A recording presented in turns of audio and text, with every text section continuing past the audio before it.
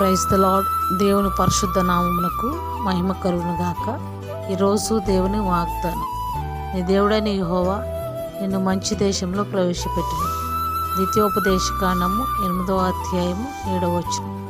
ప్రభువైన యేసుక్రీస్తు నామంలో ఈరోజు వాగ్దానం వింటున్న మీ అందరికీ నా హృదయపూర్వక వందనములు తెలుపుచున్నాను. ప్రియులారా, శ్రేష్టమైన వాగ్దానము దేవుడు మోషే గారి ద్వారా ఇశ్రాయేలు ప్రజలతో చెప్పుచున్నది.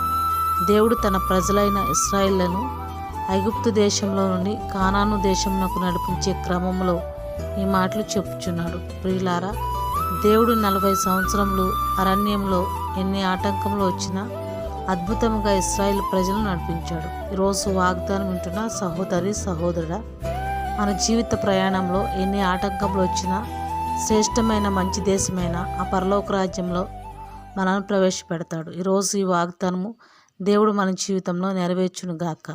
ఆమేన్, ఆమేన్.